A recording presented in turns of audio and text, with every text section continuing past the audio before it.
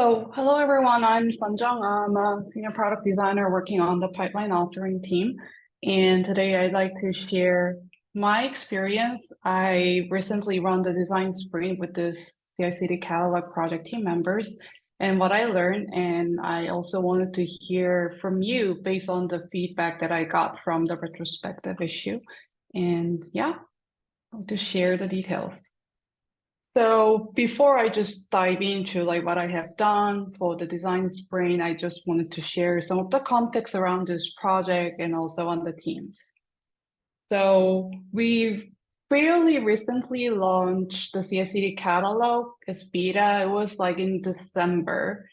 And as you can see here, like there is already a GA epic created. And then I believe that we're working really hard to make this GA happen in 17.0. So as you can see, like if you can just like thinking about the number in terms of milestone, like it came fairly fast. And I do see that a lot of team members they're really trying hard, and including myself. And I was a little bit worried about like, yeah, is it really like sustainable at the moment? I mean, like launching the GA as part of the big like planning roadmap is important, but it seems like everyone is like really, really working hard to make this GA things happen. And of course, like as a product and then UX, we thought about like, so what's our next? So what could be our potential post-GA items for the teams to focus on? And of course, the backlog is full, and we have a lot of customer requests through the sales team and customer facing like team members, like they are asking us about the future plan, and they have a lot of customer requests, like they want this feature, they want the other feature. So the backlog wise, we're super good. So this is exactly how I felt like, okay, it's fine, it's good. Like our backlog never gets empty, which is not bad. But I don't think it's good to just like, okay, so we just pick the top priority item from the backlog and this is from the customer request. So we just work on it and then let the engineers work on it, because I kind of miss this feeling on collaboration and building trust and inviting them to my design process. And they're like, yeah, let's just have some fun on the brainstorming session. We can also do the group design if we have time. But I think since I work on this project for the last 1 year, like I don't think we had enough time to work on this design workshop or like sort of a really good brainstorming session. So I thought it was a good timing for us to like, okay, so after GA, what should we do? So probably design sprint is a good idea. And as a designer, how I can help the team to make everyone happy at the same time, make a product successful. I thought it would be a great approach to kind of like help the team and make everyone happy. And so I just copy and paste this. And then I thought like, of course, I'm not going to dive into details. Come on, I'm here with the expert. You know everything here, right? So I'm not going to share like what is each step, what did I do, what did I do for why I selected a couple of activities for which reason. No, I'm not going to dive into that details because you know all the context. But I think I'm going to share like how I prepare to make this happen, because as you can see here in the Epic, like we're still haven't launched the GA. So that means all the team members are still in this mode. But at the same time, I still want to bring them into the design sprint, which is quite a lot of work. So I just try to be very strategically planned to make this happen. And then I think I spent almost like 3 milestones to start the discussion why I think the design sprint is needed, what's the expected outcome, and then what's the goal for this. So I kind of bring all the stakeholders that I see in the project site, like PM, EM, principal engineers, and then like we started the discussion like almost 3 months ahead. So what could be the potential scope for the discussion? And then what's the jobs to be done that we probably want to touch on during the design sprint? And then with the UX side, I asked a lot of questions with Emily, Fitika, Gina, and Hayana, and then like get her idea on the planning. And then of course, with the help of the UXR team, I wanted to make sure that I plan ahead for the user recruitment for the upcoming solution validation. So everything started like early this year, like around January. And so before the design sprints happened, and then the team member asked me to reschedule the design sprint because there was a summit upcoming, and then they wanted to make sure that they work the thing, they are finishing their work before the summit is happening. So I needed to reschedule like due to summit and then their capacity. So yeah, it was a sudden change, but yeah, I think it was okay. And still a lot of alignment within the project, like confirm the participants list and then communicate really clearly like how much effort they need to put in this design sprint. And then like this is kind of expected design activity that they should be involved. And yeah, it's all about communicating and then alignment with the UX team and the UX research team and the product team. So I think I spent quite a lot of effort on this. So the actual design sprint week, like it wasn't actually that a lot of work compared to the preparation phase because I already spent quite a lot of time as a preparation. So on the actual design sprint week, I just needed to share, hey, so here is the today's homework. Let's not forget about it. Please post it in the comment thread. So it's more of a communication and just reset the FeedGem link so that everyone can create and edit the FeedGem. So it's just more about admin work. And the total sync meetings that we came up with was like around 5 hours in total. And then I think each team member may need to use 1 hour to 1 hour and a half for their homework task. So that was the prep. And then, yeah, it seems like we had some fun time, like just drawing some birds together and then come up with the crazy eight, which I got really good feedback from the team members during the design sprint. And then this was the final outcome on the last day of the design sprint. So based on this sketching session that they did on the day 2, we came up with this design on the day, so last day of the design sprint. And then now we're planning to run the solution validation with this design, and we are planning to involve a couple of customers to validate if this is the right direction to go, or maybe we need to adjust design details a little bit. So that was the outcome. And then I just wanted to share, like, this was my key takeaways that I find it, even though it was a lot of effort for me to preparation and a lot of sync meeting, async communication, but I find it's a really great way to collaborate. And also in the very early phase of feature development and also build trust. Well, why I felt this way? Because I think I think 100% of the participants sent me a DM during the design sprint like, hey, Sanjung, like we should do this more often. I love this activity. So it was really a good way to collaborate, even though it took me a lot of time to prepare for this. So I find it really useful in terms of building trust, and it's a great way to collaborate with engineers. And also, this is something that I didn't expect, but I set up a parking lot because sometimes the discussion could go in a very different direction. And then like, let's just put it inside the parking lot in the FeedGem. And then I find that they have great ideas to talk about. So I will use this as a future reference for the future design workshop because they have a lot of great ideas to discuss. So that means more backlog, but I think it's really still worth to revisit in the future. And the main lessons learned was, so I think I should plan really early and onboard the whole team member as early as possible because everyone is busy with their milestone work. And I think making those time for each participant was the key. And I think what really helped me a lot is like Emily Baumann, she created already a lot of different issue template and epic template. So I didn't need to spend too much time on those details. I can just start from those templates and then just modify a little bit of context there and then just adding a link. So it was really cool to have this template to communicate that. So this is what you can expect if you're participating in the design sprint.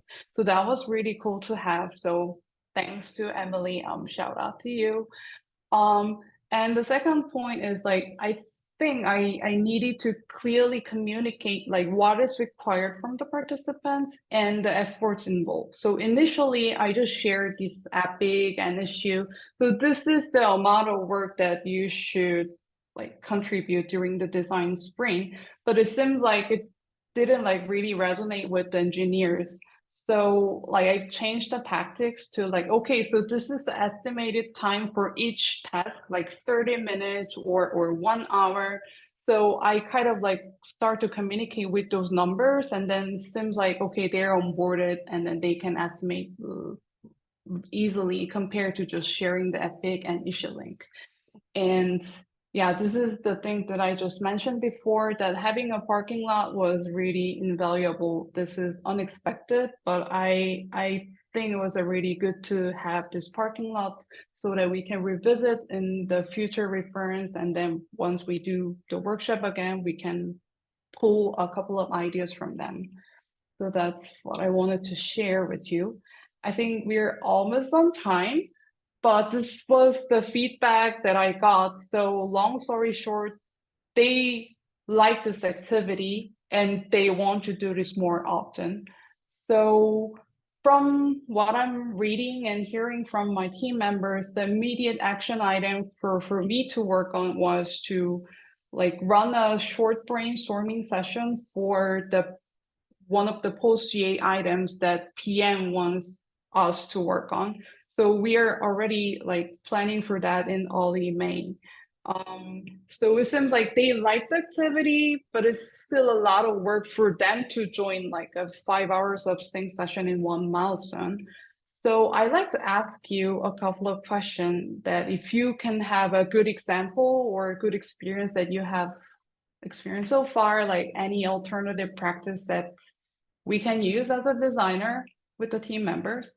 And the second question is about like, so let's say we are running a really mini sprint or small design workshop, like how do you think like having this compared to running a full scale of design sprint in terms of like effectiveness and efficiency? So this is my current concern and I'd love to hear from you all.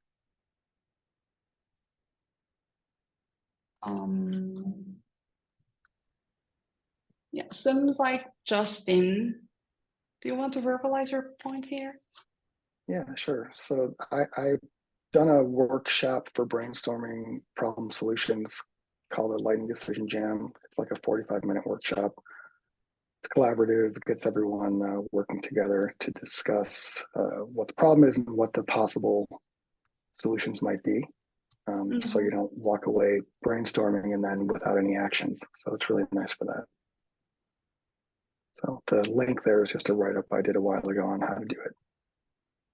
Yeah, I think I should read through this because like the team really needs like, okay, we should do this again, like monthly, okay, that's good, but I need some time to prep. So thanks for sharing this. You're welcome. I'll just say design sprints are heavy lifting on the facilitator. Yes. In order to be lighter for the participants. Yeah, it definitely. But like I could save a lot of time using issue template and epic template, but it was still a lot of work. Yeah. Austin, do you want to verbalize your point? Yeah, I do. I think it's nice to remind ourselves that design sprints are just one of the many tools in our tool belt to accomplish work, right? And just seeing your takeaways, what resonated with me is like you're looking to build trust with your team and evoke ideas out of them. There are a lot of different ways you can do that. Design sprints can be one way, but I think it will be dependent on the people that you're working with and how they like to contribute ideas and how they feel like you're establishing trust with them. I'll share one from my own personal experience. We had a really old issue, a really old epic, this idea of like being able to bring a command palette into the product, be able to provide functions that could help power users move around the product more seamlessly. Tons of ideas, a lot of ideas out there. One of the ways I tried to extend some trust to engineers to not hold the design so closely and just say, hey, why don't we just come up with like a proof of concept? Like, show me what you think is possible. I will help build upon what you can come up with. And I've done that a few different times, and it usually helps go a long way to extend the opportunity to engineers to like also take ownership in some design decisions and think through some of the specifics. But again, it kind of depends on your personnel. Like some people might not like to contribute ideas in that way, and a design sprint might work better. So I don't think I can give you a hard coded answer like this is what will work best in your scenario. It purely depends on like who are you working with, what do they like to do, what's your relationship look like with them now, and that will kind of give you maybe a guide for what are some different ways that you could go about getting that. So maybe another tool on your tool belt is giving engineers space to just come up with a proof of concept, something that's super small and in whatever flavor they like. Maybe a code pen, could be a merge request, whatever they like. Yeah, I think that's great, Cole. And I know that like this tactic may work for a couple of engineers, and maybe the others may just prefer to participate the design sprint. I think like what I liked about this idea that like they have more ownership. Like if they have the merge request created, and if they don't like it, and then I mean we can just close out the merge request if we don't like the idea, or we can just try out in the production look like if you're going to this route. So this is definitely something that I want to do. And especially there are 60/40 allocation coming in, then probably they have more opportunities to contribute this type of approach. So I'm going to facilitate like one of it in the next quarter. So thanks for sharing that. Ritika, do you want to share? Yeah, I think Austin covered a lot of things that I wanted to communicate, that it mostly depends on what kind of outcome you are seeking and what kind of information or data you already have in hand, and how this process is going to bring together and make sense of all the information that's available. I remember like when I was back in pipeline security team, I did a sketching exercise, which was again like inspired by the sketching exercise you did for CI catalog long ago. And at that point, what we were expecting was, because it was something very new that the entire team was looking at, nobody had like preconceived ideas about what the solution should look like, but they had their own perspective through which they were looking at the solution. So, because many different discussions were happening in a parallel, we just wanted to um, understand like how each one of us was thinking about the same thing, and sketching exercise really helped us with that. So yeah, it all depends like on the situation that you are in. Yeah, thanks for sharing this example. Yeah, I remember your sketching exercise with the pipeline security team, which worked really well. And I can hear like from your comments that like there are different tactics that I can choose. It depends on like who I'm working with, and also like what I want to hear from them. It depends on the phase of like where are we? Like, if we don't have any user flow, then I don't think we can ask for them to participate sketching exercise yet, for example. So I do think maybe it's a good addition in the handbook. Like, I don't know, as a guidance, like when to use which method. I don't know, just thinking out loud. But Chris, do you think we can go over another question that I put here, or should I just do it asynchronously? I think we're on time. I think we've got time for one more question. Okay. So Justin, you again. Yeah, I was just wondering, I've often wondered, I guess, is that maybe we could use the various days within design sprints and just break them up depending on where you're at with your problem. But then again, if you think about design sprints, it's just a squish together design thinking process. So I think the answer is probably yes, you could do that. Yeah. Yeah. So I can definitely do that. And thanks to all of your like idea insight that you shared, I think I could do better and then more like lightweighted version next time. So hopefully I can share more outcomes in the UX sync next time. if I come up with something. So I'm going to share that. Yeah, I think that was my question. Maybe Pritika, you can verbalize your final point, if that's okay. I think we are at time, but I just wanted to understand, like, if the new wireframes or prototype that you have come up with after the sprint, like, does it deviate from what is existing in the product today? Yes, it does. And then we already kind of checked the feasibility while discussing the concept. So I think we're all good. And then this will be taken into the user validation, but not with the lo-fi prototype, but with the high fidelity mockup that I'm working on at the moment.